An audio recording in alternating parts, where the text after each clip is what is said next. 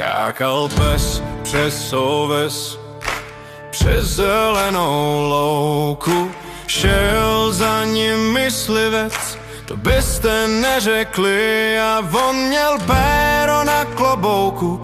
Pejsku náš, co děláš, že jsi tak vesel stále, řekl bych vám, ale sám nevím, hopa, skákal dále.